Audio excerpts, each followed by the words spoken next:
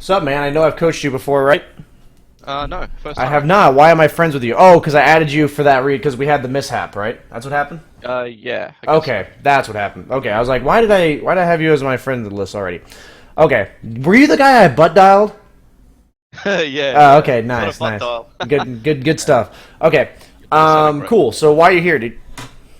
Um, Anyone here know what a yeah, I deadline guess I've is? been playing Dota for like 10 years, and after 10 years, I still suck, and I'm Okay, kind of tired of sucking. what's your Um, MMR? 3.2k. Okay, and what role do you play? Mostly carry, core, in the Okay, safe lane. carry, coaching session, long time player, still shit. That's my notes. Exactly. Okay. So, like, how seriously have you played Dota? I guess is the question. Like, you've said you've played for 10 years. Have you played like 20 hours a week, or have you kind of just been off and on? You know, have you just played with friends party queue? Like, what's the deal? Why do you still suck? Yeah, no, it has been off and on. So I get times where I play for like maybe 3 years straight and then give 2 years a break. It's gotten to the point now where I guess it's just not worth me investing my time in it if I don't feel myself improving, right? Okay. So that's pretty much where we're at now. So I don't think I've played 20 hours a week. It's maybe like 15, 16. Okay, yeah, I mean that's still enough to get better. I always recommend, if possible, whatever your work schedule is, that if you're going to play 16 hours a week, I would do that in 4 days of 4 hours rather than 7 days of 2 hours. Like that kind of thing, if possible. If not, Yeah. so be it. Okay. I just think that for me personally, I think there always has to be at least one game of like getting in the zone. Like it's hard for me to learn too much the first game of the day. It's kind of like refreshing myself, getting back in the groove. That's kind of for me, but maybe other people are different. Yeah. But okay, So so go ahead. I try and like do 3 games a day. So some days I'll play 3 games, some days I won't play at all. Okay, that's better than like doing one or two a day. Okay, Yeah. so Okay. that's definitely better. So like obviously, I'm saying if possible, concentrate the games as much as possible is what I'm trying to say. Like if it's possible, theoretically, it would probably be better to do 2 days of 8 games. I'm not saying that's what you can do with your time. I'm just saying I think if you do 2 days in a row of 8 games, that's technically better than like 2 games a day spread across a week. Yeah. Cool. That's all Like I'm I'm trying not to trying say. to be a pro or anything, No, but no, I know. I'm just yeah. saying, like, all I'm saying for you to understand, theoretically speaking, if you're trying to get better, I think it's better to do clumps. So if you can do 3 games Yeah. a day and that's what you can do, great. Then stick to that. Gotcha.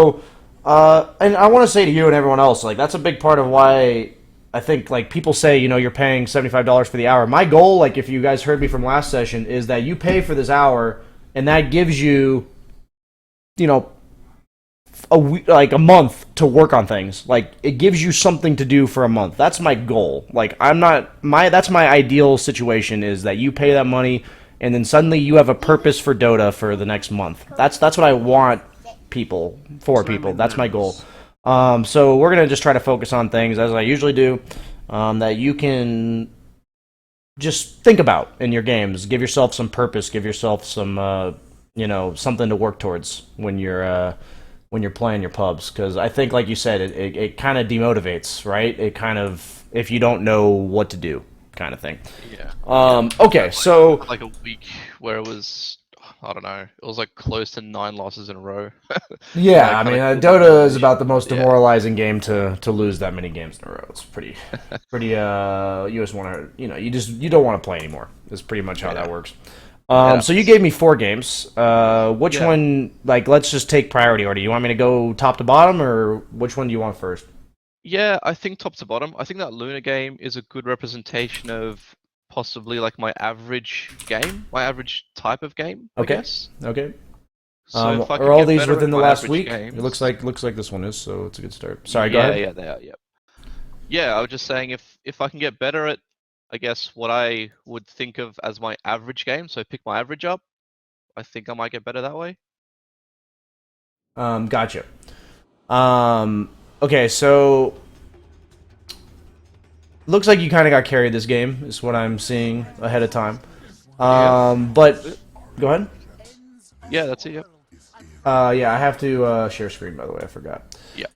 So what I'm looking at with, let me know if you see it.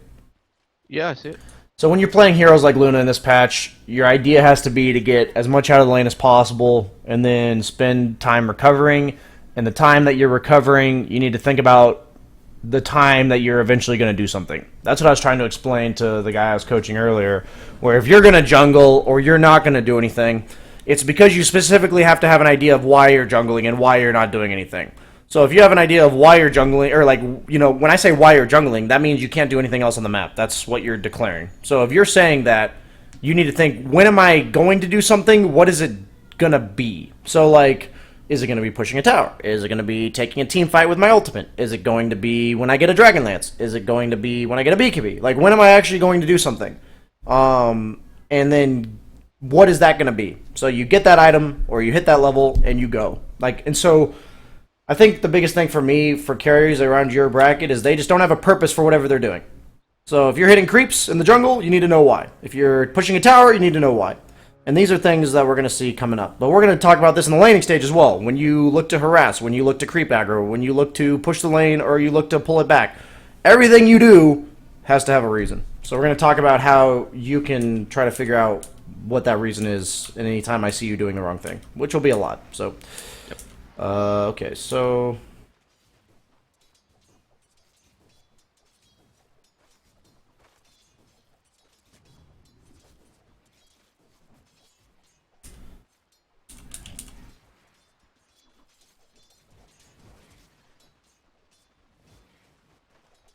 okay, you're already creep aggroing more than the other guy. And then you stopped, okay. A lot more creep aggroing could be used. Do you see all the times you could have creep aggroed, or no? Do you want me to show you? I think so. Yeah. I mean, now that you point it out, I do. Yeah. You saw the times where the creep was just sitting there and like the invoker got a deny on it. All those are creep aggro based, and you were doing it before, so clearly you know what creep aggro is and you've used it. It's just like, it's about seeing ahead of time. You know, the guy's gonna go for the CS. You can't creep aggro, obviously range creeps, but like right now, lane's pushing. How do you stop it? I creep aggro the enemy creeps to my range. Okay, so something I tell people, every time a creep wave ends and a creep wave meets, you need to think about the lane equilibrium. If it's fixable, you fix it. If not, you don't, right? Like you just immediately address, is it a problem? What is it doing? What do I want it to do? Can it be fixed, etc. So right now, you look at like creep waves met. Holy shit, I have 2 range creeps. Yeah. If you wait to drag these creeps, it's too late. That's just how it is. Especially since you just got a kill, it's even better because he's not going to be able to contest the range creeps as high, right? Like highly, because he has no support with him at the current moment. Yeah. But now that you just don't, it's too late already. Lane's gonna push. What's also bad about you having 2 range creeps? Not only is the lane pushing, but what else? Not sure. It's harder to CS. It's harder to CS. Eventually, yeah. So if you're busy CSing, what does that mean you're not doing? Not focusing on other things like positioning or harassing. Yeah. So I always consider it obligations. So if you're a carry, what's your obligation in this lane? What do you have to do? I have to get CS. Okay. So if you have 2 range creeps, are the enemy creeps dying faster or slower? Faster. So are you more preoccupied than you would be if there was only 1 range creep? Yeah. You're busy doing things. So if I'm an enemy and I see this creep, do I know what you're going to do in the next 3 seconds? Yeah. So if creeps are dying faster, do I more often know what you're going to be doing? Yes. Okay. So like these are the type of things you need to think about. Okay. Like notice that, like how like they're going to be able to know what you're doing more often. And like the lane's going to push either way, but you can slow that snowball effect down easily with what we mentioned. Okay, so this is a beam for a CS every single time, by the way. Okay, yep. You definitely are right to feel threatened, but you should beam. You have full mana. Yep. Expend resources.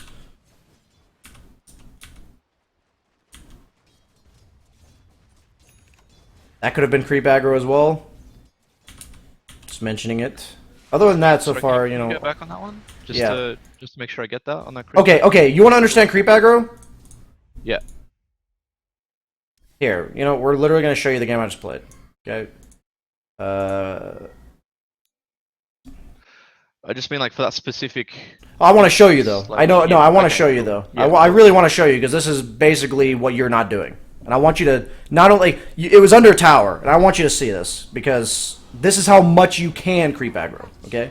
I'm not trying to suck my own dick. This is like something I've put a lot of practice into, so there's nothing better than watching a ranged hero do it when you're playing Luna. So we're going to see how many times I creep aggro. Creep aggro. Pull that creep away. Creep aggro. Oh, no, but don't use it there. Where is it here? Oh, notice that one? So I see this guy, right? He's right here. I don't want him being able to deny this creep. So what you did, this is the same thing as what you didn't do. Yep. You see that? How, like, I know he's the one that's going to potentially deny it. So I drag it away from him. Pulling it this way.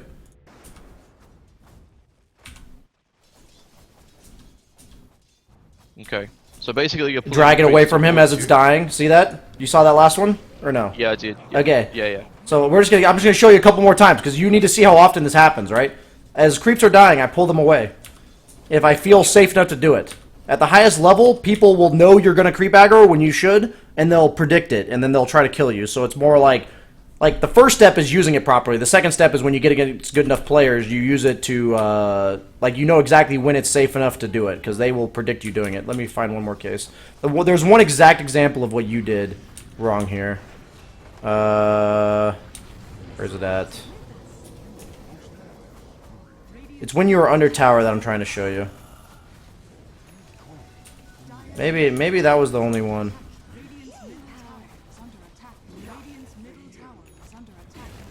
Okay. I guess I'm not gonna waste too much of your coaching session. The point is, you saw how many times that the creeps were close to them getting last hits, and my idea is, I'm thinking to myself, I want this creep. So this is how you know whether or not to creep aggro. I want this creep. Is there anyone stopping me? And it, like, meaning, is there someone that's going to contest me for it? Who is it? Where are they contesting it from? Drag it away from there. When would you not creep aggro? When the guy is like, you know what the creep aggro range is, right? It's 500. So if the range is too close, then if that range puts me at danger to go in that range, I'm not going to go creep aggro. That's the only reason I'm not going to creep aggro, is if the range that I want to go to is a dangerous position. But, like, this is good, but the only problem is the lane's pushing while this is going on. Okay, so but I quite frankly do not mind missing CS in this patch to harass. Just you want to minimize it as much as possible. This is creep aggro again. Yeah, okay. You're seeing it now, right? I am, yeah. Yep. Especially when you have this many creeps, it's even better to creep aggro, because if you pull your creeps towards you, what means for him if he tries to harass you? Like, if those melee creeps came to here instead of here, if he tries to harass you, he's going to eat 5 creeps. Yeah. So that's really important there. So just to make sure I understand, pretty much, like, when the enemy creeps at about half health, 1/3 health, I creep aggro to pull them away, and then I CS. Yeah, about half a third. Like, it's a little bit. It's based on how quickly they're gonna die. So you just need to have it as closely timed as possible that when you drag the creeps, they're gonna die pretty quick. Like, that's your goal. So that's something you get a feel for, where based on however many creeps are attacking, based on the position of the lane, all that kind of stuff, you'll get an idea of exactly when to drag them. You just got to kind of do it every time. It's like this. There's creeps right next to this guy. You don't want them right next to this guy. You'd rather the creeps be here or up here than here, right? Like, this is something you have to notice. Like, this is way worse than having them here. And if you notice that all the time, you'll just, like, the thing you said about timing will become natural. Like, you'll just get better at the timing thing. But that is, you are on the right path of the idea. So, like, next time, like, next 20 games of laning that you do, like, next 2 weeks, you should focus purely on creep aggro, making sure you miss as minimal as possible. And when you're watching any streams, you watch them creep aggro. That's what I did, right? That's how I learned. And the thing about creep aggro that's so beautiful, and what I mentioned in my last coaching session, is it's never stopping getting better. Like, the players in the world that just shit on mid is because their creep aggro is basically better than anyone else. Like, it really is, though. It's almost 80% creep aggro in the mid lane. So it's like, them understanding exactly when to aggro creeps, when to be aggressive, when not to be, all that kind of stuff, like, is insanely high. Like, so I'm still trying to get better myself, and so for you, this is a great thing to work on first, because it's something where you can get this to, like, a 5k level, and then shit on these 3ks in the lane, and then from there we can work on, you know, other mechanics of the lane, too. Naturally, when you're creep aggroing, you're going to miss CS, you're going to go out of position, that kind of stuff, and that's what we have to... As you work on it, you have to accept in the short term it's going to be bad, but in the long term, you'll just be better at it. So, okay. So, right here is a spot where every time... Okay. I'm not going to ask this question because it's hard to answer the way I'm asking it. The most danger you're ever in is when your own creep wave is dying. Period. In any circumstance, in any lane, if your creep wave is dying, what does that mean for the opponent? It means they have an opportunity to go on me. Yeah, I mean, you have no creeps to protect you, and they have creeps. So if you try to trade with them, what happens? I take more damage. You take a ton more damage. So they're going to go on you. Like, if they're decent, they're going to go on you every single time you have no creep wave and they don't. The only exception is when you have to think to yourself, am I strong enough to tank 4 or 5 creeps and them and out-trade them? That's the only exception, right? And like almost any ranged hero, that's just not the case. So that's really important that you understand that you're basically, when you're playing aggressive like this and you're pushing or you're creep, say, it applies when your creep wave's under their tower, and it applies when they have more creeps than you and their wave is killing yours. You're on this timer of by the time your creep wave dies, you have to be in a safe spot to get away, like to not trade with them, right? So when you're against Invoker or Rubik, you can't be next to your own creeps in lift range. Like, you just can't. Like, you see what I'm saying? Like, every wave, though, if there are heroes that can't stun you, you could be doing that and then run away as the creep wave's dying. You see what I'm saying? But every lane is different, the way they can kill you, the way they can stun you, but you have to be able to be away from the creep wave by the time it dies. Every hero, every wave. Like, the only exception is when you are willing to trade with them through 4 creeps. Like, you know, there are specific matchups where you can. Like, if you're a Timber Saw or you're a Lifestealer level 5 and the offlaner's level 3, you know what I mean? Like, but you have to be willing to say, I will trade with this guy through 4 creeps. Otherwise, you are not. You have to think about the end of the creep wave like that, is what I'm trying to say. If you look at, like, really, like, even me, but if you look at a lot of carry deaths, they're almost always when their own creep wave's dying. Like, over 50%. Over 50% is when their own creep wave's dying. A lot of creep aggro here. Every time I'm here, I'm scared of getting lifted into Cold Snap. Every time I'm right here. I want this wave to be as far... Okay. I want to be away from this jungle. Why? Why am I... You said because Rubik can just come and... So who threatens me? Rubik, right? Am I afraid of just Invoker? No, not if Rubik. I'm afraid of Rubik into Invoker, right? Yeah. So if I think about every lane like that, so like in the Enchantress lane, I wasn't afraid of just Enchantress. I was afraid of Grimstroke queuing me when there were no creeps for me to protect me, and Enchantress could also hit me. So I'm not going to put myself in a spot where my creeps are low enough that if I get nuked by Grimstroke, my creeps die and Enchantress can kill and hit me. That's what I'm avoiding. Like, that's what I'm thinking to myself in that specific lane last game. In this game, I'm positioned so that I don't get lifted into a cold snap as often as possible. Like, I need their windows to lift me to be real fucking short. Like, really small. So they have to punish me perfectly. And possibly make it so they can't punish me ever. But the idea is, that's how creep aggro works, though, right?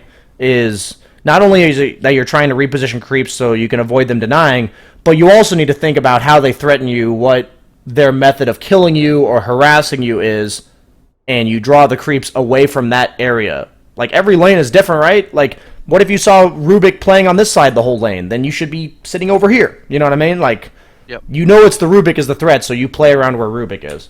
I just look at this and I'm like, holy shit, if he gets lifted into Cold Snap, he's going to lose like half his health, and there goes the salve. Like, but if you're dragging creeps and your hero's here, that's not going to happen, right?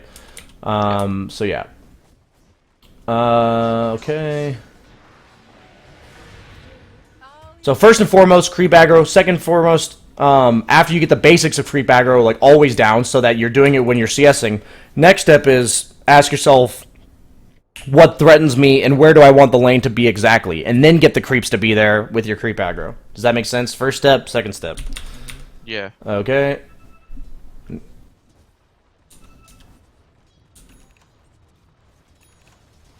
Okay, there's creep aggro.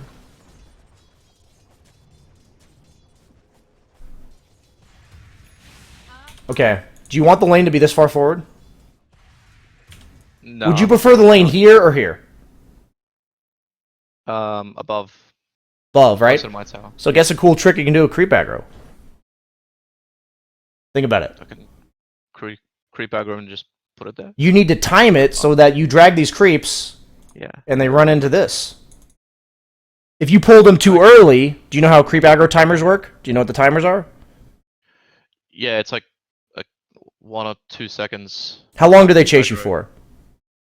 They chase me for, I don't know the exact numbers, but it's like 2 seconds. 2.3. So, yeah. And how long does it take for them to reset their aggro? Meaning, if I pull them for 2.3 seconds, what do they do after that 2.3 seconds? What do they do? They attack me. They attack whatever is most priority. Whatever's highest priority, they attack.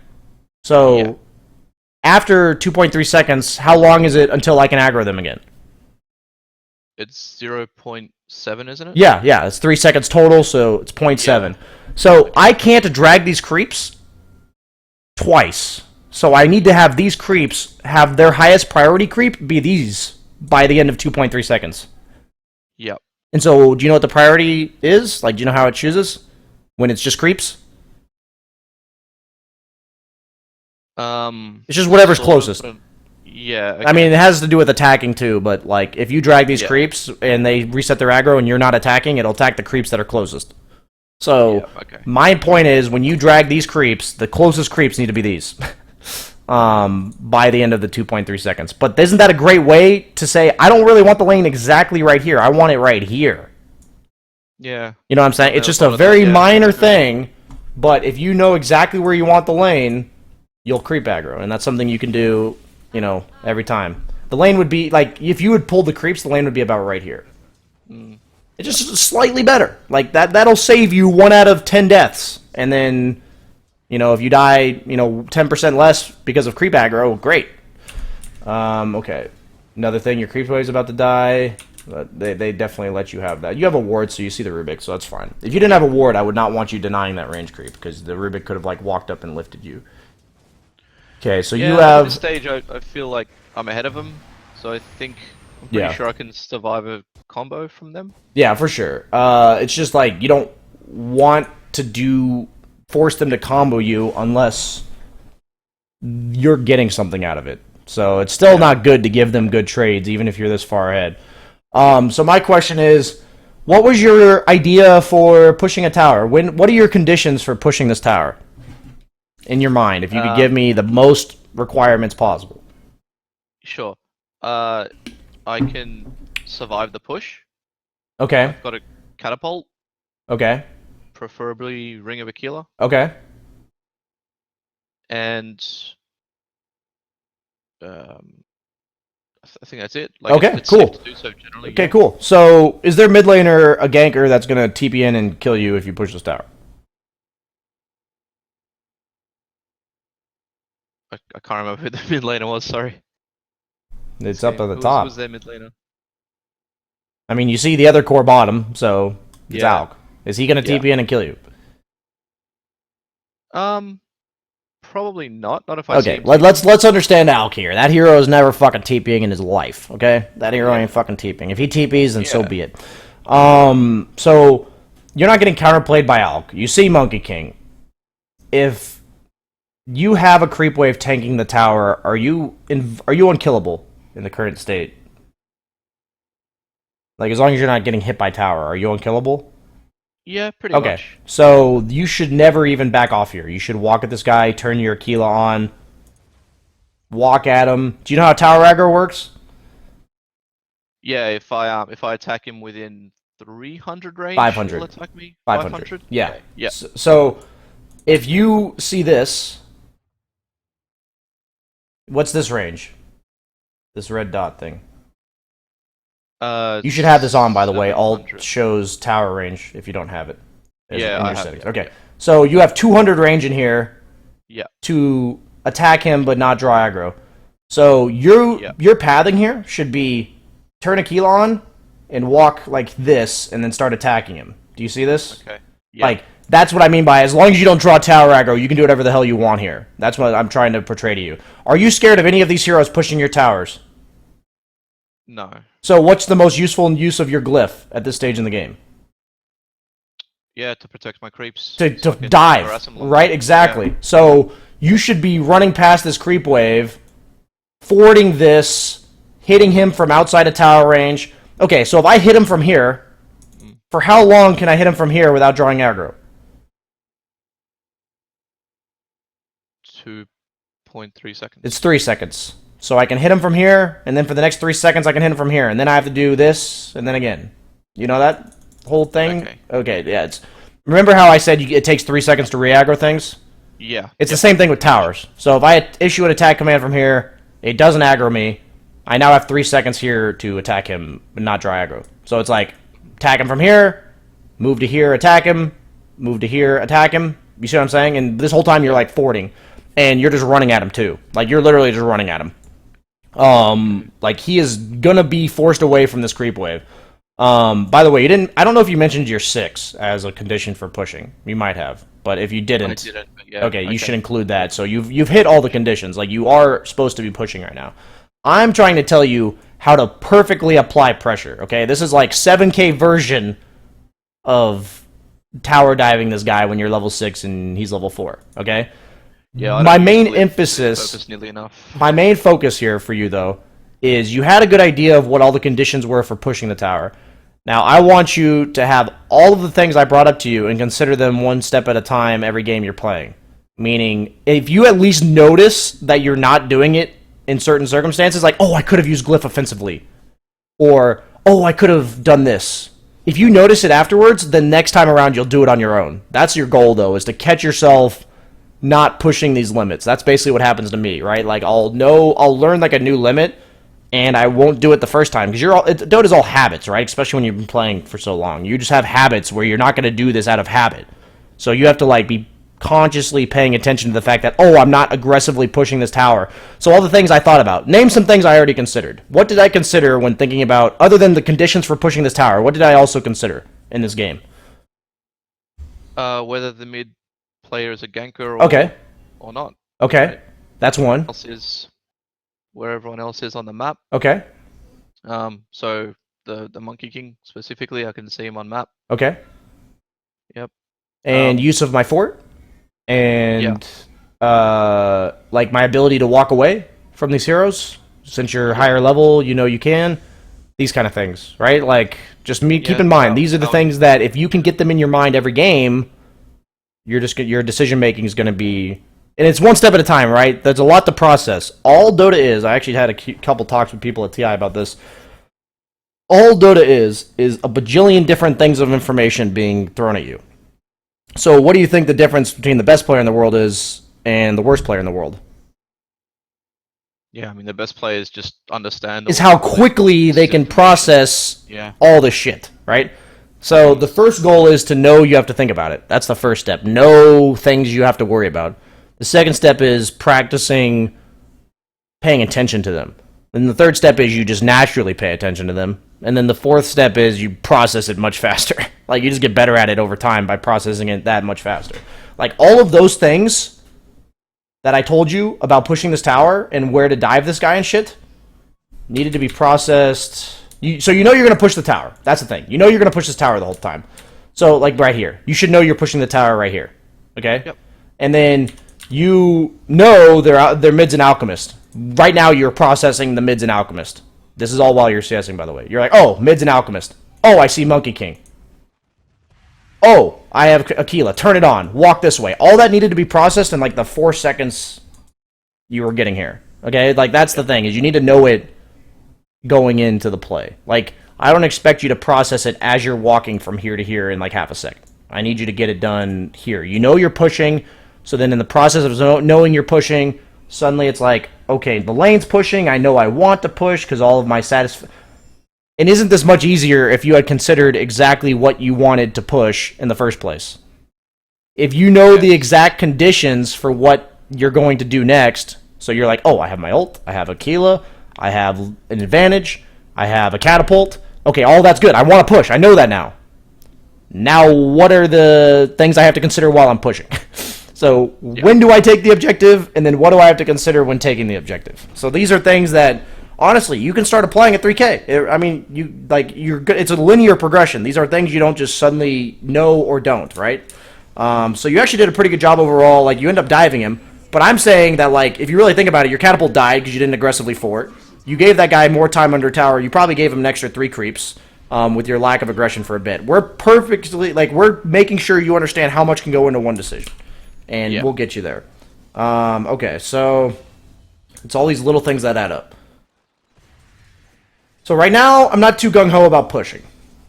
You have your glaives, so it kind of like leaves you stuck pushing the wave, but that's life. Okay.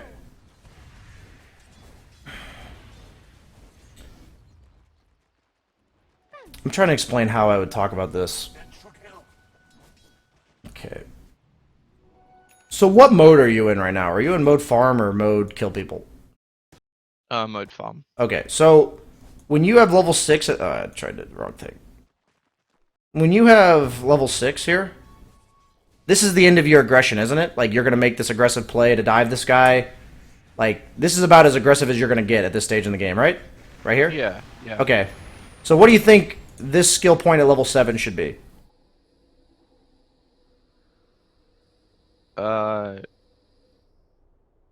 Glaives. Right? Yeah. You see what I'm saying here? Yeah. These are all very minor things, but what mode am I in, right? I'm in mode farm. I don't need this 4th point in glaives. Very small, or sorry, beam.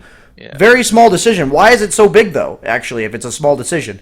If I want to level this at level 10, the 20 attack speed, there's a drastic difference between level 3 and level 4 glaives. Yeah. Right? And if I have level 10, you're effectively delaying level 4 glaives by 2 levels by doing this, right? So a lot of people, you'll see them go 3, 4, 1, 1. Like, because then by level 10, they'll take their attack speed, and then they'll max beam, maybe, at that point. My point is, this 4th point in beam is not going to make that big of a difference because you know what mode you're in, okay? Like, you know that. Like, it's not something you can just read every game. It's like, I'm in drastic need of making a play right now with my ult. Okay, I'm going to take this 4th point in beam, or I'm chilling. Okay, take this point in glaives now. We got the kill. We don't need it anymore. I remember thinking that after. I'm like, damn, I should have taken the second. And that's just the way you need to think about it, though, is what mode am I in? What am I trying to accomplish? What ability gives that to me, you know? If I'm Clinks, what is the purpose of leveling my invis? Are you asking? Yeah. Yeah, it's because I want to be active. I want to gank. Yeah, I want to go somewhere. Is it to escape things? No, probably not. No. Is it to Maybe, but rotate? probably not. Is it to rotate? Yeah. Yes. So I take a point in skeleton walk the second I think I'm going to rotate. Yeah. Like, that's how... Apparently in the offlane, though, Clinks can level his invis. I didn't realize that, but that's what people did in TI, and I'll keep that in mind. But as safe lane Clinks, I'm not leveling invis until I think I'm going to frickin' move around the map. Yeah. Okay. So this is a spot where it's just a slight, you just want to have a reason for everything you're doing. Very specific reasons going into it. And it helps if you play, like, one hero multiple games in a row rather than, like, trying to do this for every hero at once. This is a spot where... Are you really shutting down Invoker at this point? Maybe a little bit. Maybe a little bit, but is it, like, drastic? Is it drastic? Sorry. Maybe getting 2 denies a wave, so I wouldn't say it's a lot, but it's... Okay. I'm trying to think of the best way to explain this. Yeah, I mean, you are, so it's not like it's bad that you're here. But I guess my question is, if you were to show up bottom, what would the enemy team do about it? They'd probably rotate the Rubik down bottom. And would you be fearful of this?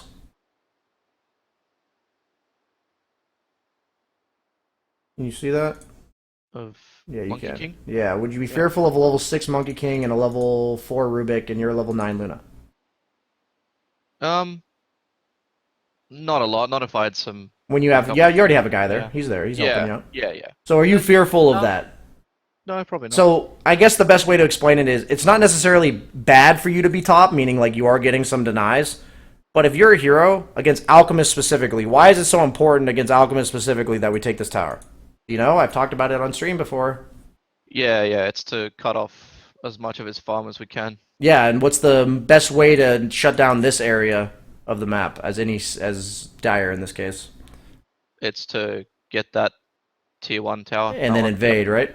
Yeah, and then into their jungle Okay. and eventually to their mid tower. So I'm literally just looking at this game and saying, if I TP bottom, they can't do a damn thing about it. So I don't necessarily hate being top. It's not going to cost you that you stay top, I guess. Like, you're not going to see the negative effects on yourself. But, man, would that enemy team hate if you just walked into bottom lane and there's nothing they could do about it. So then is that an okay choice to just leave Invoker there by himself? Your support should take the lane. And that's something you can tell your friends if you're playing with them, or it's something you can tell your supports in a solo queue game. Your support should take the lane. Okay, yep. That's what should happen. But it's better for you to be here. If nobody ends up taking the lane, so be it. It's not your fault. You should tell them, hey, I'm leaving top. Somebody can take lane. Okay. But, like, if you know to yourself, okay, this is how I look at it. If I'm winning, and I know I can just walk into the enemy safe lane and they can't do shit about it, and the tower is not going to be taken if I don't do that, then I'm going. What I mean by that is, if my offlaner is going to take this tower anyways, I'm not going to bother going. Do you see what I'm saying? Yeah, yeah. Yeah, because there are games where, like, I could do that, but I choose to stay top because my offlaner is going to take the tower without me. Eventually. But that tower, if you don't show up, is never dying. Like, it's just not dying. But if you show up, it dies instantly. Like, you're going to force, like, 3 to 4 heroes there, minimum, and you're going to walk away if you play it right. But you're probably not going to play it right because you're not used to pushing your limits like this. One of the biggest lessons I learned probably 2 years ago is when to just show up at fucking objectives and not give a shit. And this is why you group up with teammates, by the way. Dead late. Luna's a hero that pretty much passed the 9-minute mark, 10-minute mark. I hate being here. I just don't want to be here. If I'm a hero that's squishy, I leave the safe lane the second I possibly can. Like, the minute I see something else for me to do, I leave. These type of deaths in my tier would be game losing. Like, you would actually just lose the game unless your other lanes were crushing. This would be a game losing death. Yep. Not only because you died, but because you used Eclipse, which is your way of also forcing objectives. So suddenly this Alchemist, who you're looking to slow down his pace of the game and speed up yours, is now sped up. And now that there's a fight bottom, you don't have Eclipse, it makes sense that you return to the safe lane. But this is all product of the fact that you didn't rotate. It is not a coincidence that I thought it was good you rotated, and then you died. It is really not a coincidence. Just keep that in mind. Okay. So do I just TP bot? Do I farm my way there?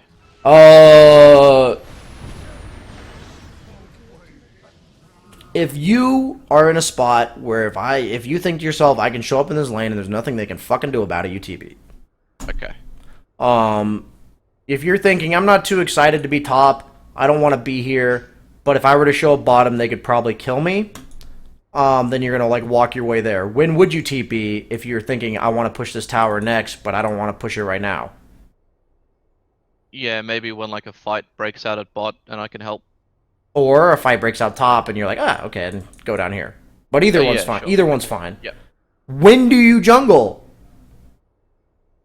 When there are no other objectives for me to do. Okay, so doesn't that not exactly answer the same idea of, do I TP bottom? And the answer is, can I do this right now? And if the answer is yes, then you just TP, right? So the reason why you don't TP bottom, instead you farm your way there, is because you're thinking, I don't want to be top anymore. I do want to take bottom, but I don't want to do it yet. That's when you walk your way there. You see what I'm saying? Okay.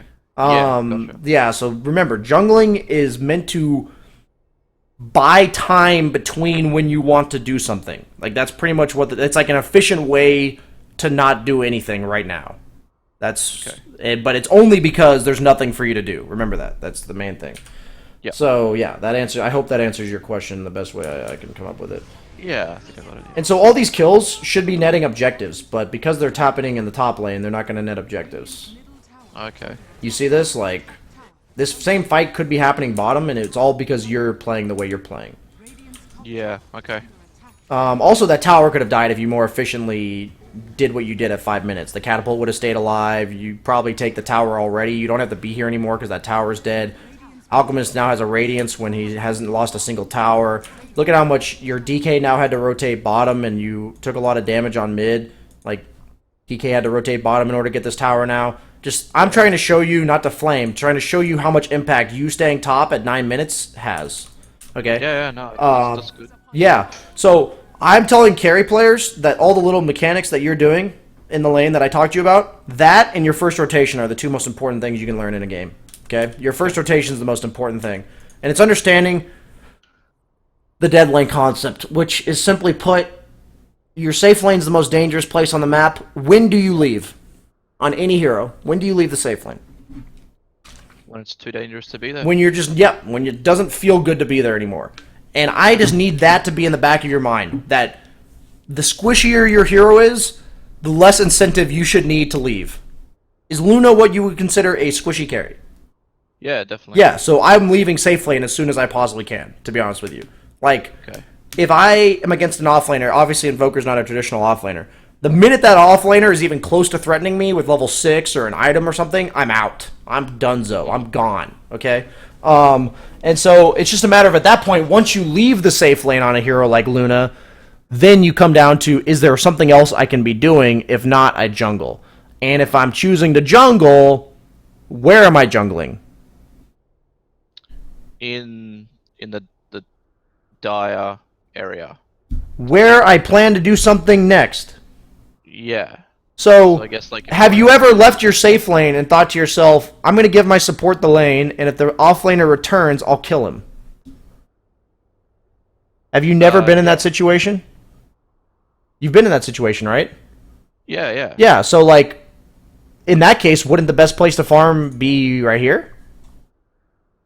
Yeah. Okay. See what I'm saying? That's what but thinking, what do I want to do if I'm going to do something, right? So sometimes that something's going to be pushing this tower, which in case you should be farming here or here. Yeah. Sometimes it's potentially ganking mid or protecting mid tower. When would it be my job to protect mid tower as a carry player like Luna?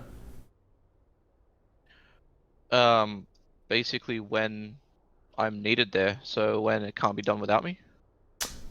So think about it. Does it have to be a fight for you to defend mid tower? Not always. Okay. So why would mid tower need defending? Think about it this way. I'm trying to get you to the right track here. Why would mid tower need defending? Because your mid laner's not there. Okay, yep. You see what I'm saying? So in this case, why would your mid laner not be there? If it's a He's DK. going for other objectives. Okay. So when he looks to rotate bottom, what should that immediately trigger in your mind? Yeah, I need to take his place in mid. Potentially taking mid. Yeah. And if nobody else is taking it, isn't that you? You see what I'm saying? So, Yeah. So that's a spot where if I'm thinking to myself, my DK rotated, then I'm going to farm this area.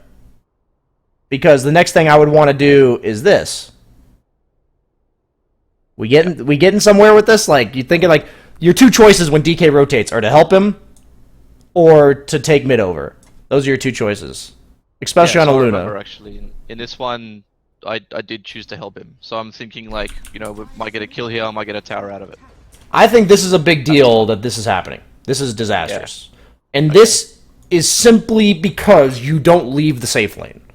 There are players that make it to 6K playing the way you're playing. I want to be very clear that understanding this concept is not required to get to 6K, okay? But if you understand that by sitting in the top lane as a hero like Luna, you are effectively saying, I'm doing nothing, okay. The only time you ever go to this lane to get something done is when the enemy team has no counterplay. If you watch teams like Liquid, they will go to this lane simply saying, we're going to show up with 4 heroes, and if you show up with 5, we fucking kill you. But otherwise, we're taking this tower. Like, they have literally no counterplay, and that's why they're doing it. Could the enemy team counterplay you doing this? Yeah. Yeah, then it's wrong. Period. Yeah. Okay, like, it's wrong. Like, if they can't do it, like, why was it okay for you to dive and push the tower at 7 minutes? Because they had no counterplay. They had no counterplay. So that's a great aggressive play in your own safe lane. Right? Like, that's fine. That's great. The minute that stage of your hero is over, you're done. But, like, that's why heroes like Weaver will stay in the safe lane longer. Lifestealer might stay in the safe lane longer. Slark tends to stay in the safe lane for, like, 12 or 13 minutes if he gets a decent start. Why? Because those heroes don't die. right? Like they don't become.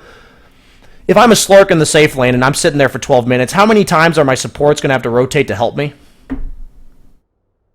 Yeah, not many. How many times to protect me? If I'm a Slark farming on my own in the safe lane. Oh, it's I guess whenever you feel threatened. But is that very often? As a Slark? As a Slark here, right? I'm saying he's very elusive. He's very independent. He's the definition of independent, right? Like, he doesn't... Yeah. If he had a good start, like you did, I can leave my Slark alone for 20 minutes and he can do whatever the fuck he wants and he's going to live, unless he's an idiot, right? Like, that's what's going to happen. But in the case of Luna, with a great start, are you vulnerable to dying? Still. Yeah. Okay, so you have to think, if you're still vulnerable to dying, you're a liability to your team if you stay top. You're basically saying to your team, I want to push top with 4 heroes if you sit here past 10 minutes. That is what the only correct choice is. So if that is not what you want to do, you are not in this area. As a Drow, a Luna, kind of Clinks too. Yeah. Even Monkey King, kind of, because that hero gets ganked really easily. You know, that kind of stuff, right? These Terrorblade, you know, if you're playing up at the tower, Terrorblade's a bit different because he can use his illusions to push out, but these heroes that just get ganked and die, like, you are telling your team, I want to push this 4 top, otherwise you shouldn't be here. That's what I'm trying to look at. So, my point is, ditch the safe lane and think about it in depth. Like, I am immediately threatened to die here. If I have any chance of dying... Okay, the way I look at it is, if I have any chance of dying unless 3 heroes are here, like, how many heroes on my team need to be here to protect me? Is that investment worth whatever I'm accomplishing up here? So if I have 3 heroes here, does that mean we're just pushing the lane out? Does that mean we're killing the tower? Does that mean we're killing somebody? If that just means we're defending the lane, and there's 3 heroes there, does that sound worth it? No. No, you're just farming normally. Wouldn't you just be farming normally here with 1 hero? Yeah. You know what I'm saying? So, like, that's how I want you to think about it. How many heroes are needed to protect you here?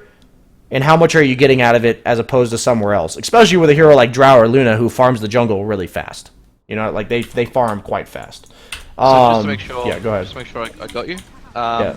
This is not a good play because we don't want to risk trading the offlane tower. Sorry, our safe lane tower for our mid tower. Their offlane tower for us. Yeah. This offlane tower is much less important than this mid lane tower. Yep. The idea, though, is... Okay. The idea is that... The main idea is that at 9 minutes, 10 minutes, if you're allowed to show up in the opponent's safe lane and there's nothing they can do about it, and a support can take your lane, you leave. If no support takes your lane and you end up losing this tower because no support takes your lane, so be it. Okay. What team is on a timer here to pressure at 10 minutes into the game? You or them? We are. Okay, why? Because of their alch. Because of Al. So if you're the one on a timer, you need to get shit done. You're not okay with nothing happening. Yep. So the point is, if you have an ability to make something happen, you have to go for it. Is what I'm looking for. And this is something that comes down to, if you're level 9 at 10 minutes, that means you had a good start, right? What are things that you should consider when thinking about showing up in the opponent's safe lane? How many of my teammates are around? Their positioning on the map. Okay. Basically, can we achieve this objective with with what's happening? Absolutely. Yeah. Also, what are you giving up when you leave? That's another thing. So, like, if I'm a Weaver and I'm free farming top and nobody can even walk into my lane and I'm pressuring this tower and I don't need any help to do it, that's a pretty big loss to leave and get nothing done, right? So, does that mean I'll never leave the lane if I'm Weaver? No. No, that just means the requirements have to be a lot higher for me to leave the lane, right? But if you're a solo Luna, you're not applying any pressure, you're maybe getting 2 denies, but you're constantly vulnerable of dying, that is not worth staying top. That's the kind of things you have to consider, you know what I mean? So something you can watch when you're watching my stream, when you're watching any carry player stream, is tell yourself before, like, 3-4 minutes into the game, what the conditions for that hero leaving the lane is. Be like, he's going to leave the lane when X happens. The opponent level 6. When he gets an item. When... whatever. Like, literally whatever you think is going to happen that causes him to leave the lane. And if you ask yourself that, guess what? You're going to be wrong most of the time, because I was too. Like, you have to get better at it. But then you have to ask, like, what did I not think about that changed his decision compared to mine? You clearly have, like, a lot of knowledge about Dota. You're just not executing it. So, Okay. Yeah. I want you to, like, if you can think about that, you're going to execute it, period. Like, if that's on your mind, you're going to consider when to leave. And if you're thinking consistently about leaving, what you said, so your ability to get their objective, isn't that a lot to do with how good the carry start on the enemy team is? Yeah.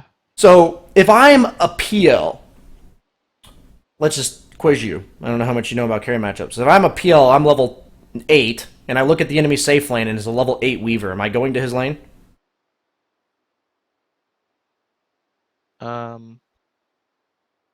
Yeah, I think so. Nah, you don't pressure Weaver with PL.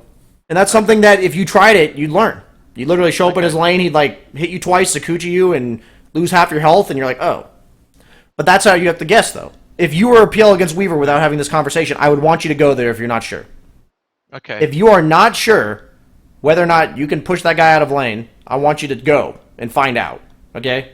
Because occasionally, I still learn this stuff. It's just like my knowledge of matchups is more than yours, right? But I still don't know everything, so I need to, like, there are times where I get caught off guard and I look like an idiot because I just, like, show up to a lane and die, or I show up to a lane and lose 80% of my health and walk away. I'm like, oh, well, that wasn't good. But, like, as you gain more experience and more practice, you just get better at these decisions. So my point is, think about invading the opponent's safe lane. Think about what you're causing your team to do in your own safe lane. Like, what your hero represents. Like, have you realized, based on your hero, now that I'm talking about it, how much attention from your own team you have dragged to the top lane by sitting here? Yeah. You see that, right? If I'm a Slark or a Weaver, I'm not drawing my support's attention if they know what they're doing, because they know I don't need their help to just be a Weaver, to be a Slark. But as a Luna-type hero, you do need assistance to take towers. So if you are playing aggressively on one part of the map, your team is naturally going to show up there. And if we're winning against an Alk, do we want this part of the map being played? No. No, we want this part, Yeah. invade here, take this tower, and then play here. Yeah. That's what we want. We want this, then this, then this. Okay. So just think about it that, like, all these things I talk about consistently, you'll start seeing the situations happening. If I'm Radiant, where do I always go if we're ahead? Where's always the best half of the map to play if I'm Radiant? The off lane. Right, because of Roche. On Dire, it's a little more complicated, because Roche is up here, and I want to play here. So our goal is, if possible, you actually just invade this area from the get-go. Like, if you're like a Weaver-type hero, you can actually just kill this tower, have your offlaner play around here, and then you just control this area, and then suddenly their half of the map looks like this. Yep. Which is really good for you. But if you're a Luna, do you have that power? Nah. No, right? So that's the idea behind playing heroes like Luna and stuff. You take this tower, and then you control this. Okay. You see what I'm saying? So, Yeah. Your goal inevitably is to get here, but certain heroes can't just do that. Like, you can't just say, let's play there. But if you can, you play there. Remember that. If this is the most dangerous place on the map, this is the safest, on average. So, when should you play the most dangerous place on the map? When I feel I can, without when you can, right? And if that takes 3 heroes to do it, then you ask yourself, is it worth playing here with 3 of our heroes as opposed to, like, showing up here and just killing this tower? You know what I'm saying? Yeah. That's then the debate. But if you can do it alone, this is almost always correct. If you can do this, like, without any help. And you'll see me do that too. But, like, really pay attention to, like, when people are leaving their own safe lane. It's really important. It's probably the most important individual decision you make all game. I actually had a discussion with a couple carry players, and they were in agreement with me that the most important decision a carry makes is when they leave their safe lane for the first time. Okay. That is your most important decision all game. And that is something I am still getting way better at, meaning, like, I still have to work on. And now you've migrated to the bottom half, but Alk has Radiance Blink this early on in the game, so you died. So So this is a rotation that could have been way earlier, but this is still good. Eventually you get to the right place. So you got to kill. What does this kill mean for you? Is it a tower? No, probably not. It's so what space. does it mean? It's space. For what? Yeah. To push the lanes out. Are you happy fighting right now? Do you want to take a 5-on-5? Your hero. No, probably not. What no. do you need? In retrospect, next item probably should have been a BKB. Okay. But Yeah, I need period. BKB, Manta. Yep. You need BKB, period. And you should know this, right? Like, right now, do you farm fast enough with these items? Yeah, I'd say so. Does Manta change the way you can play this game? If you buy Manta, what will you do with your game? Maybe not. Yeah, like maybe not this game specifically. You're just going to keep farming, aren't you? Yeah, if you buy a Manta? farming and use the illusions to push the lane. So is that going to change anything about the way you play this game? If you buy a full Manta? Probably not this game. You're no. still going to farm, right? Right now you're going to farm. If you buy a Manta, you're still going to farm. Yes. What did we talk about? Who's on a timer? You or them? Yeah, we're on a timer. Okay, but the way I look at it is... This is how I try to analyze every draft, by the way. When does the enemy team win this game? Like, what window of the game is their strongest? And why?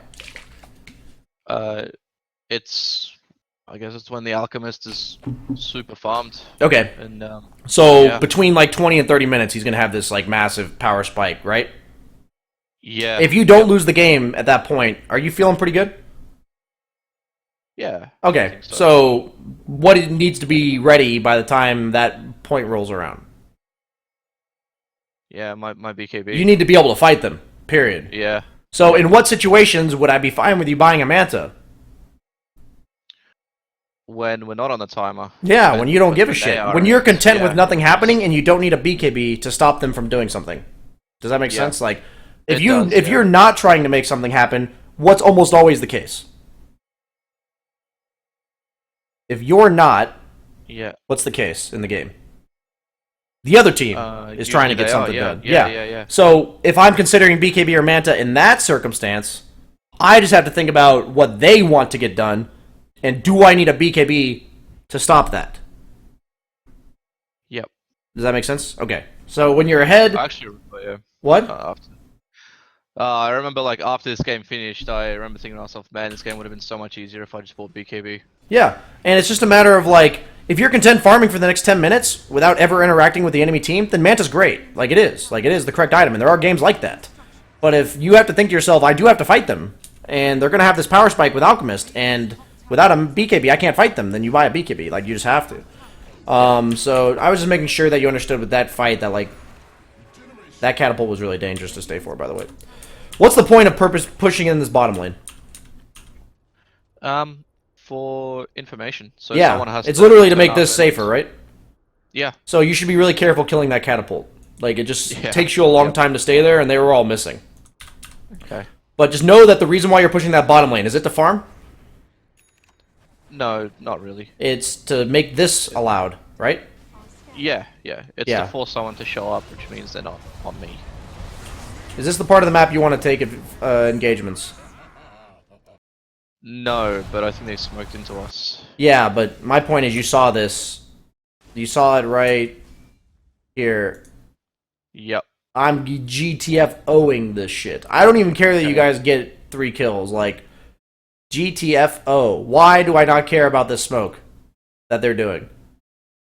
It won't achieve anything for them. Yeah, it's not going to do anything. That's it, yeah. It's just not going to do anything. And who's stronger, you or Alk?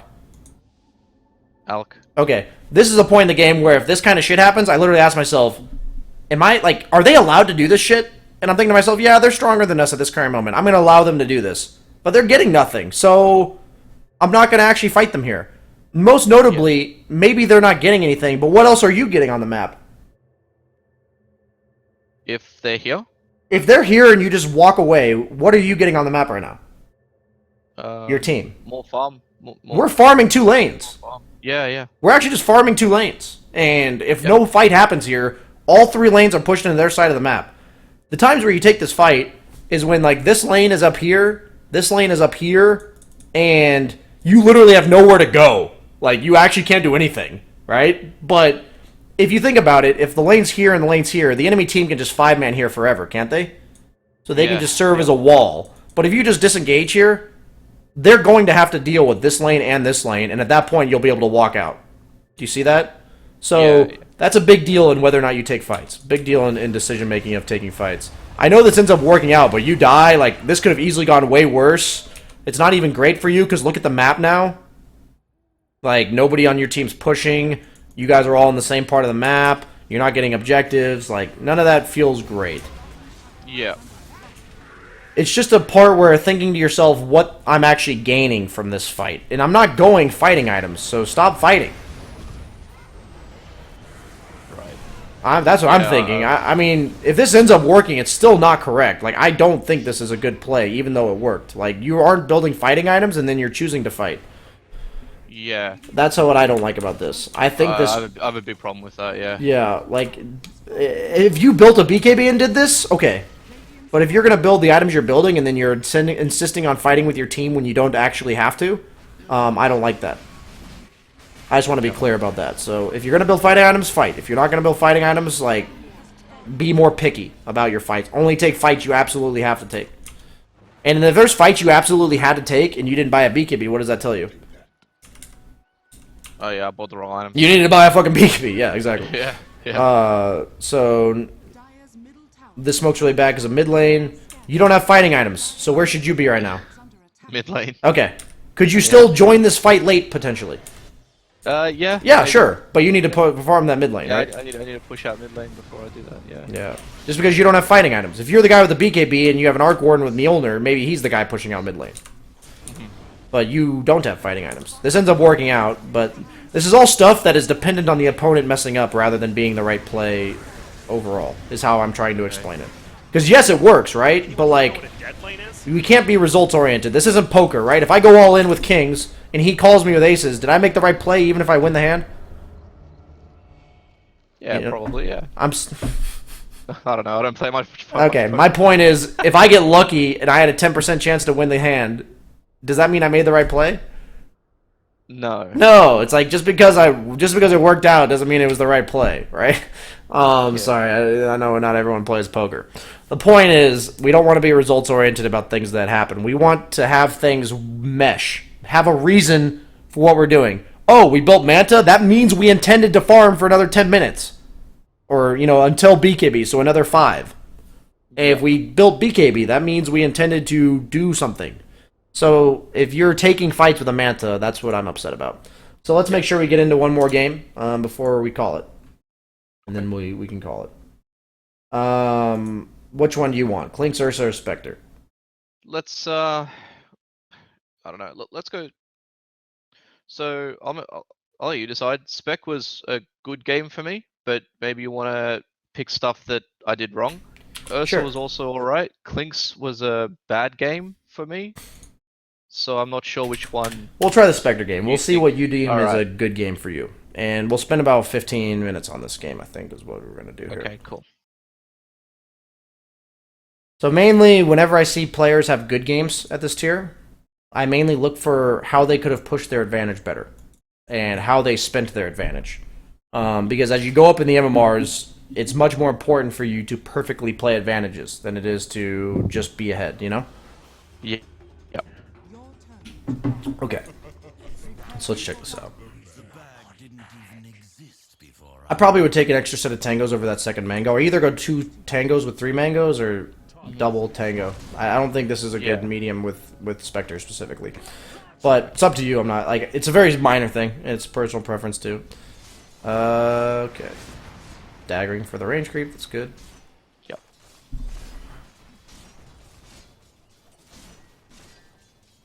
This is creep aggro a couple times there. Yep.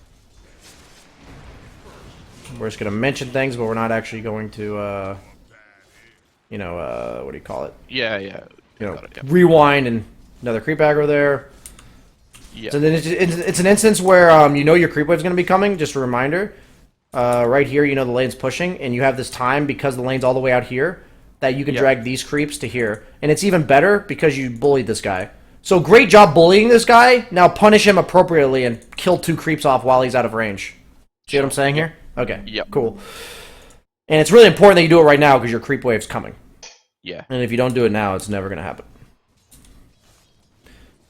So just remember obligations. If he's really low and he can't contest your CS for a bit, make as many creeps of your own die before he gets back. If they're shrining, make sure he gets as little as possible. Like as much happens during the time he's gone. You see what I'm saying?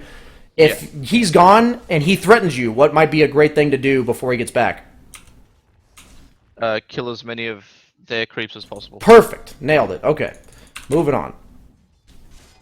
It's important to think, though, when they're gone, what does that mean for me? Does that mean I should just deny as many creeps as possible, put it as close to my tower? Does that mean the minute they come back, I'm out of here? Okay, that means kill creeps, right?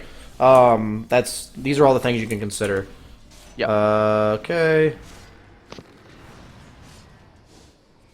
Nice. Overall, pretty good. The aggression was actually really good early. I think it's always worth it. Your goal is to not miss CS while you're doing that aggression, but if you miss CS, your goal is to just know the aggression's correct, minimize missed CS. Yeah. Let me rewind that. Probably just unfortunate that you... Yeah, you just miscalculated. This is just like thinking you're safe and you're not. That's not much to say about that, honestly. It happens. Okay. I would have bought another set of tangos for sure there. Yep. Just noticing what happened there, you're like, okay, I actually can't afford to be at 2/3 health and be safe. So then next time around, I want to be at full health all the time. That's what I would learn from that, right? That's my goal, is to be like, oh, I died when it felt like... I honestly didn't think you were out of position majorly there. You creep aggroed to be safer, and that means that you're not acceptable to be at 2/3 health. That's what that means. So from that, you should be like, okay, I need to buy items or play the lane in a way that I will always be full health. So that would have been an extra set of tangos. The raindrops is good. The extra set of tangos would have been even better. Okay, so turn the Aquila off. That would have been pretty important. Unless this is a visual bug. I don't think it is. Do you want this lane to push? No. No, so yeah, just making sure. As long as you are not intending to have the lane want to be pushed, then this Aquila needs to be off. Yeah. More regen! More regen! Watch my last Clinks game. I literally bought like 12 tangos and 2 salves over the course of that lane. Yeah. More regen! Doesn't matter how much net worth you have if you are half health. That's right. It might as well be half the net worth. Okay, so... I can tell you from a personal perspective, if I see you have no regen, I'm doing this every single fucking time. Okay. What they're doing. Yeah. Man, now you're finding it out later. Don't you know you're going to come back to a lane where you're going to trade, right? Don't you know this? You know what I'm saying? Yeah. It's not a secret. You've been trading this whole time. So just think about that whenever you leave base, or you die, or you had to TP home, or you're flying yourself in Aquila, that kind of thing. Yep. What can help me lane this lane, you know? Yeah. And then buy it. Make sure that you don't miss these opportunities. So a lot of this was actually played pretty well. You were just out of position a bit in regards to you thought you could be in lane when you were 2/3 health and you couldn't be. So just rehashing, understanding that. Like, learning to notice these trends in lanes where, oh, I can't be in this lane unless I'm absolutely full health. So then you better buy items to be full health all the time, right? Like, I would have a stick in this lane for sure based on how much contest there's going on here. I would have my Aquila off with the lane as close to my tower as humanly possible. Heroes like Drow, are they necessarily safe underneath their tower? No. No. What about Spectre? Safer, yeah. Yeah, much safer, because you just dagger into the trees, right? You're very safe by daggering into trees. So that's something that you have to consider as well. Like, is my hero killable in this game underneath my own tower? And the answer is no, so you should have the lane near your tower, especially when you've died twice already. Like, you should be considering where I want the lane for my tower. Yep. The way I think about it is, a better way to word it is, also it's safe under your tower, but based on this, do you want to be in lane a lot? Do you want to consistently be showing in lane? Like, would you rather be out of lane as often as possible? At this stage of the game, yeah. Why? Isn't being in lane dangerous? It is, yeah. So, my idea is I either want the lane next to my tower, or I want to just kill the lane with dagger and go pull the small camp. Okay, yep. You see, that's something you can do a lot too. There were a lot of opportunities in this lane where you could have just pushed it out and then pulled the small camp, and that creates a lot of time where you're still hitting creeps and you're not dealing with being in lane just sitting there. If you're just sitting there as a carry, you're just a sitting duck. You're literally saying, like, come gank me. So whenever you know you're at any semblance of threat, make sure you're, like, fucking with the lane equilibrium and pushing it a lot, pulling it, all that kind of jazz. Being unpredictable. Okay. You don't want to just keep, walking down the lane like normal. Because just think about ganking somebody who's consistently pulling or weaving in and out of the lane between camps, sitting behind tower randomly because there's, like, if I push the lane out, and then so say I push the lane from here, it goes into their tower, I've pulled, lane's here, their creeps are going to walk into my tower, the rest of the time I'm just sitting right here until their creeps get here. Much harder to gank me, right? Like, than it is if I'm just hitting creeps here. Yeah. So that's another option for safety. So you can choose to have the lane here. You can choose to have the lane out here if you think you feel more powerful. You can choose to pressure the tower. If you feel in danger, it's either you want the lane here or just push it and like weave in and out of the lane. Watch other players do it. You'll see what I'm talking about. Okay. That's the best way to explain it. I'm telling you the idea, but it's hard to actually go any further. Go ahead. Yeah, cool. I just had a question. So, I've noticed in my games around the 20 to 25 minute mark, the speed of my net worth gain drops a lot. Okay. I don't know why. It seems to be consistently at that point in time. Okay. I'll watch this game for it and we'll see. Okay. Pushing that tower against Earthshaker, you're just not a tower pressuring hero. You've been in danger this entire lane. There's no reason to play it like you are strong. Yeah. Just remember that. The requirements to push your own safe lane tower is incredibly high. You have to be uncounterable with your play. Mm-hmm. Or, like, if you force reactions, you just walk away. Or if they kill you with 4 heroes, that was actually worth it to you. Which is very rare, but sometimes the case. Just making sure you understand that the conditions for pushing your own safe lane tower have to be very specific. Okay. Okay. So overall, this is correct, I think. So my idea is this. Am I stronger than them? Yeah. No, I'm not, no. I'm a Spectre, I have no haunt. So what's my purpose for being top right now? What's actually my purpose if I am here? Why am I okay with what you're doing? Because we're pressuring that tower as a team. Okay, so you're pressuring this tower as a team. Are you intending to actually fight this as Spectre with all the things I just told you? No, I'm not. No. So what are you actually here for? What's the pressure? What's the point? What is the pressure accomplishing? To take the tower, hopefully, and then... But if you don't get the tower, what are you actually trying to accomplish? Force their rotation. Yeah, force them, like, because if you don't do this and you just sit bottom, what's going to happen? We're probably never going to take that tower. They're just going to gank you bottom and kill you. Yeah. So what's the purpose of top?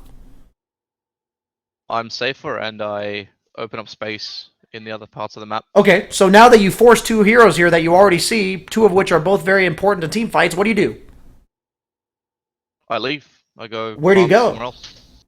In this given moment? Probably into the jungle camps below me.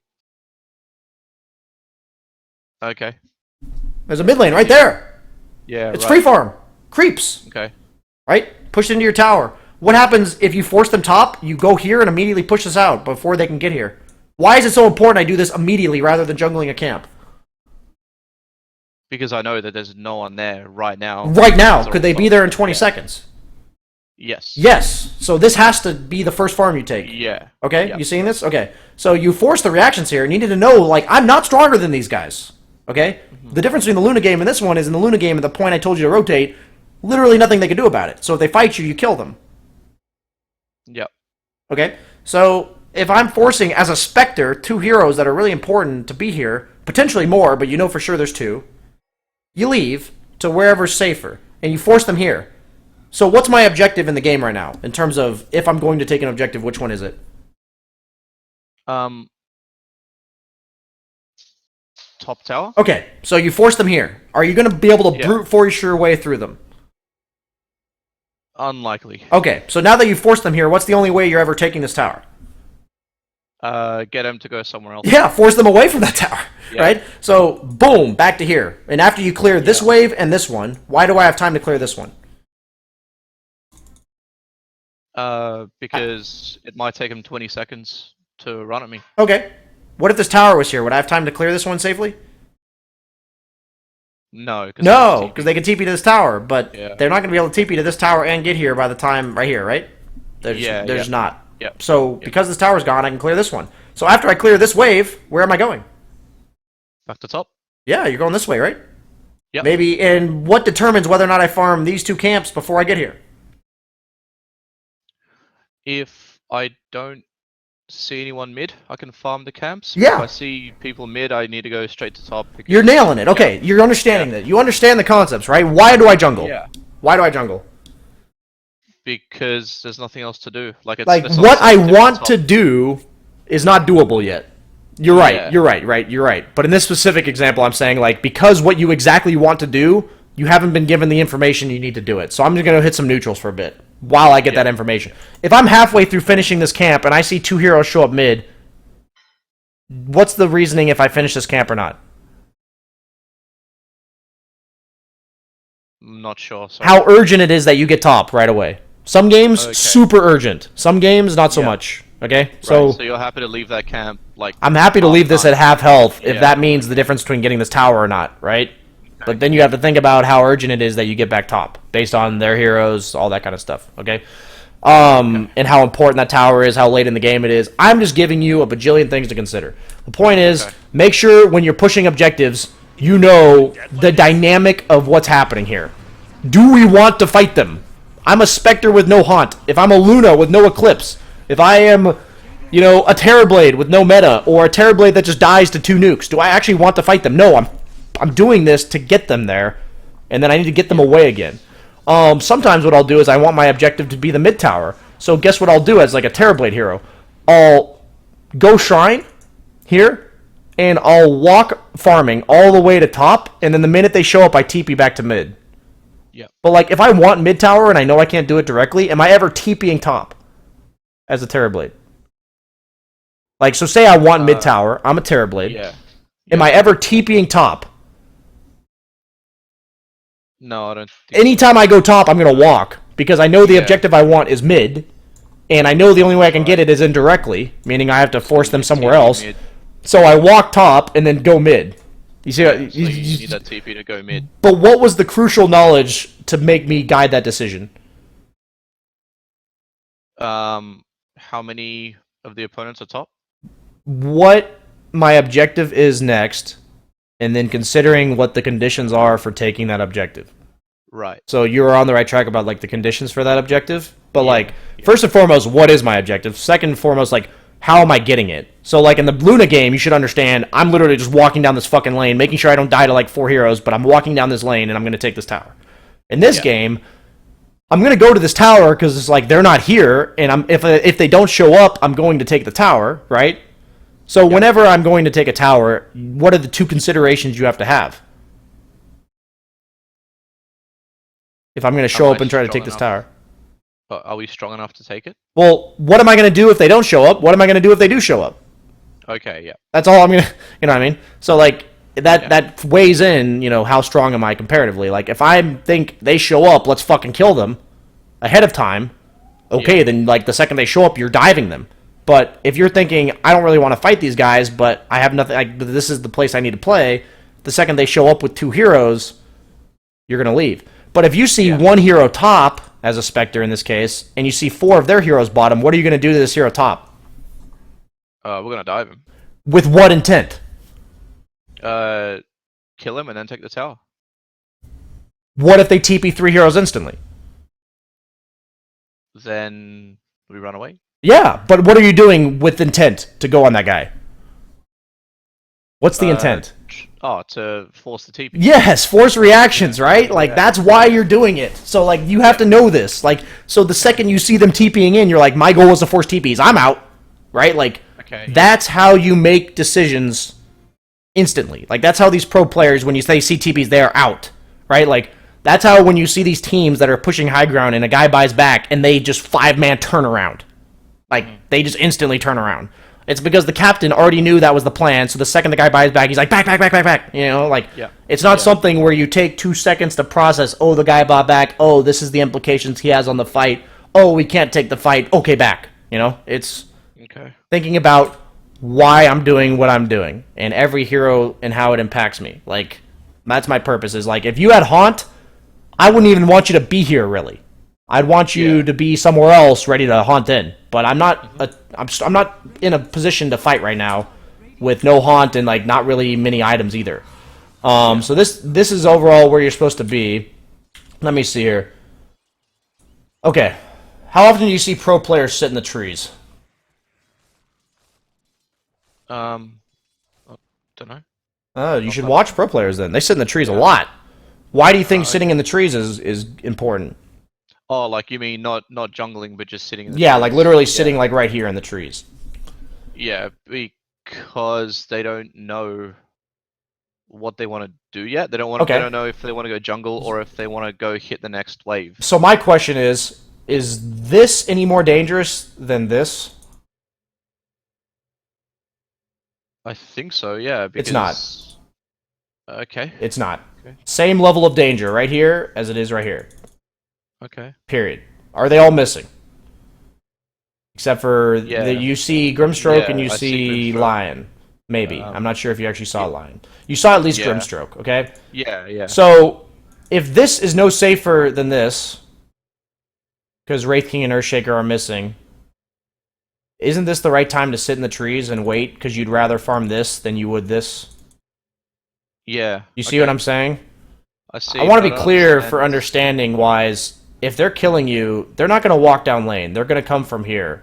Like, that's how they're getting here. Like, it's just how it is. Very rarely are they just walking down lane. Okay? I understand. So either way, this they would is the same as this. You see that? Yeah. That's why it's the same level of danger. Okay? I see. Like that's just like that. I don't know how else to explain it, but that's the times you sit in trees when it's not appropriate to jungle or it's not appropriate to like. In this case, when I said you push out this lane, you walk top, and the difference between jungling here and walking down lane is whether or not you see them. It's the same concept. It's just in this case you're not safe enough. You're not any safer to jungle this camp than you are to be in this lane. My point is there's only two plays here: to hide in the trees or farm this lane. Okay. Meaning like you either feel safe enough to farm this area of the map or you don't. And that's my emphasis, is you're not any safer here than you are here. So that's what I want to be very clear about. Good players will more likely gank you here than here, actually. Okay. I will tell you that from personal experience. Okay. And remember, the only purpose of being on this part of the map is what? Whenever you're farming this lane out. Just to push it out for information, to force reactions. So in regards to pressure, what's the reason for being bottom? Relieving it. Relieving pressure. So Spectre's a great hero to play the dead lane. Why? Why is Spectre a good hero to play the dead lane? Because he's got a decent escape. With his You got a stamina. decent escape. You're not very useful when you don't have Haunt. So generally speaking, you're not at a ton of fights. You can show up to fights still without Haunt, but you're not going to be at a ton of them. Yeah. And if you do have Haunt, why is it even better that you play the dead lane? Why is it so bad for carries to usually play the dead lane? Because it means they're not somewhere else. where They're they not need to being be. useful, Have but horns. Spectre can just push R, and she's useful, right? Like, Yeah. so that's the point, right? Is like Spectre's actually a hero that plays her own dead lane a lot. So if you watch pro carry players, they play their dead lane a lot on Spectre. Okay. Fine with this move. Cool. You see them bottom, take the tower. Okay, cool. You still see them bottom, you have Haunt, what are you doing? Hit creeps. I don't care if you're looking bottom, hit creeps. Yeah. Hit creeps! Yeah. Vomit. Okay, continuing. Okay, gotcha.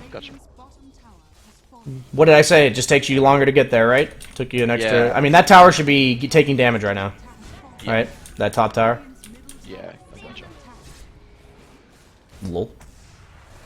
Okay, he's dead. Oh, wow, the plays! This multitasking.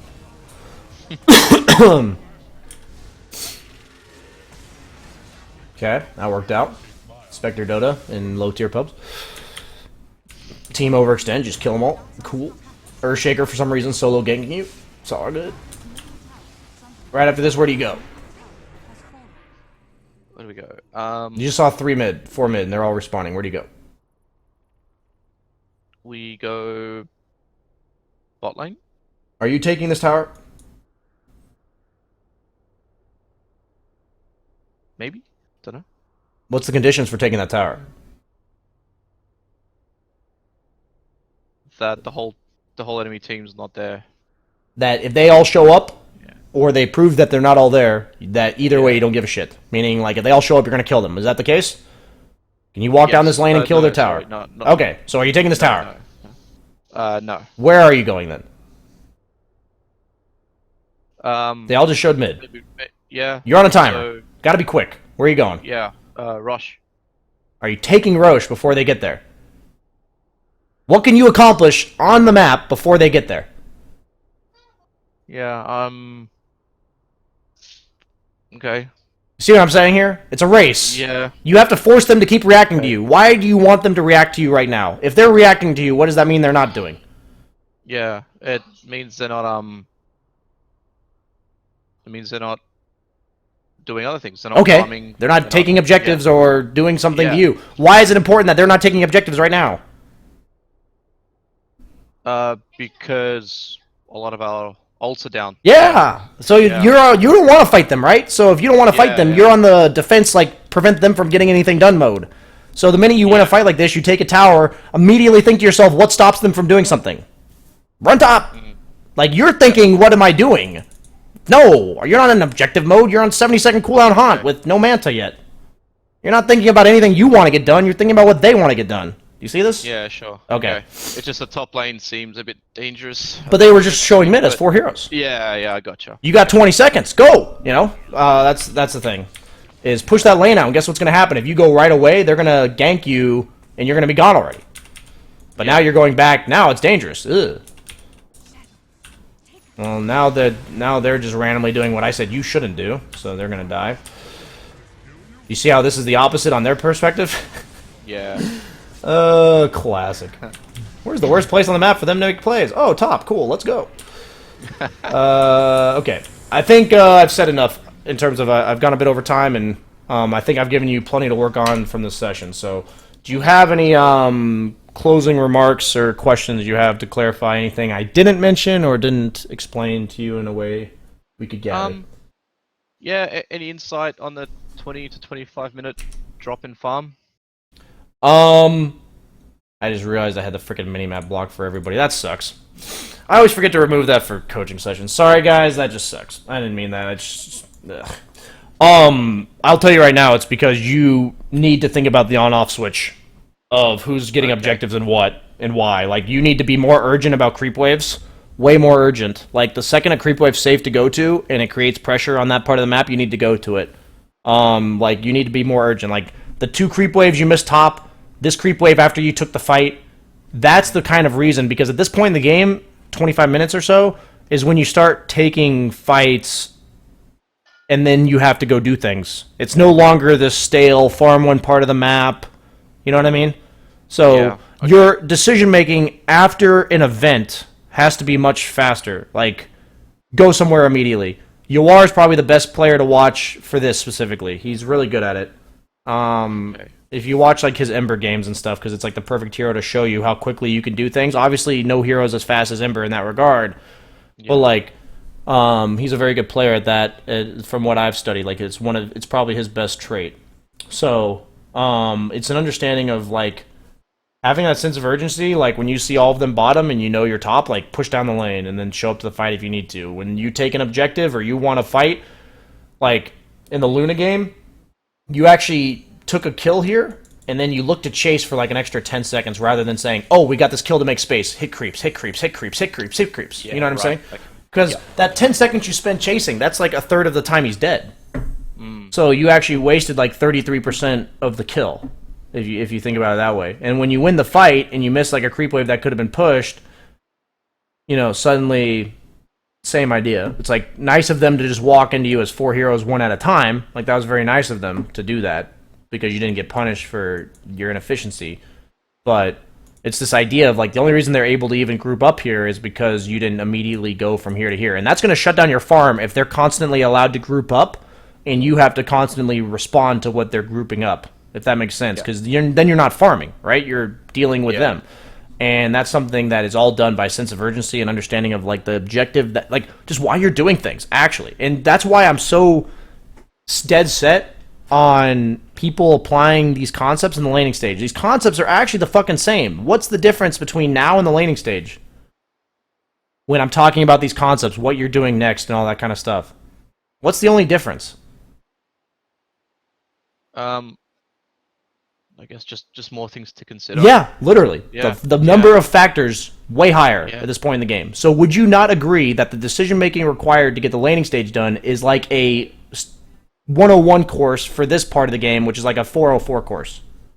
Or like a senior level class, or whatever you call it in Australia or South Africa, whatever you're from. So Australia. Okay, Australia. So that's what I'm trying to say to people is it really is the same type of decision making. It just is more complicated as the game goes on. It's just more complicated. So that's why, like, when you ask this question, I'm telling you the best way to fix this part of your game is to fix your, like, you will not make the right decisions at this point in the game if your decision making in the laning stage is not perfect. Like, because if you can't do it perfectly when there's 3 things to consider, you damn well ain't gonna do it perfectly when there's 20. Okay, like that's just not gonna happen. At this stage in the game, there's more heroes that you worry about. There's more threats. There's more items. There's more random variables that have happened between the beginning of the game and now. So that's a big part of it. But it definitely is your sense of urgency to be in the right place of the map, because that means the other team can do more things, and then you're not farming. Any other questions? No, that's all good, man. Just wanted to recap. So things to work on. Yeah. Keep aggro and CSing. Okay. Being more careful as my creep wave's dying. Okay. Understanding when I should do my first rotation. Okay. And think more about the on-off switch and need to be more urgent with creep waves. Yeah. Just think about, like, the major thing about all of this that ties it together is having a specific purpose for what you're doing. Where the creep lane is. Why you're aggroing in a specific way. So the first step of aggroing is make sure you do it all the time. Second step is, I explained in the Rubik game, you're doing it to drag it away from the Rubik. So wherever the Rubik is the way you're dragging creeps, right? My point is, like, first, get the mechanic down. Second is understanding exactly why you're doing it. That's the, like, because then you'll just adjust per game. Like, instead of just saying, I'm going to creep aggro, you're going to be like, this game I'm doing it to avoid Rubik.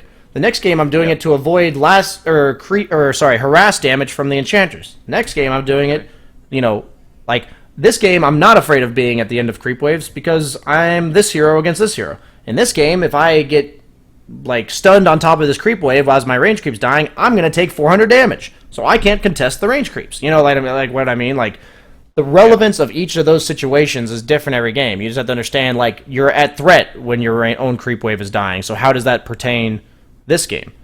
My creep aggro is used to better position the lane and get more CS. How does that apply in this lane?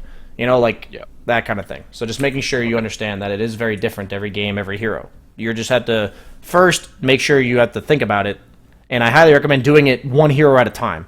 You want to keep as many constants as possible when you're learning new things. So practice all of these things on Luna for 10 games in a row. Practice all of this on Spectre for 10 games in a row, And, like, Luna doesn't play the dangerous part of the map very often. Spectre kind of does.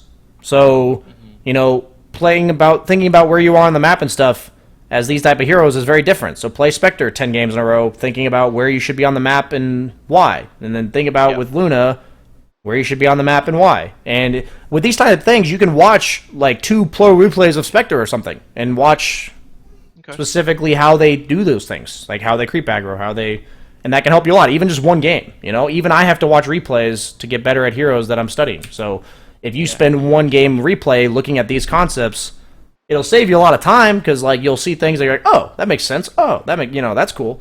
That kind of stuff. So things that they took 200 games of that hero to figure out, and now you're just seeing it thrown in front of you. So, okay, man. Thanks for signing up. Thanks a lot. Appreciate no problem, dude. Time, I know. But thanks a lot, and chat to you later. Right on, dude. See you later. All right. Bye.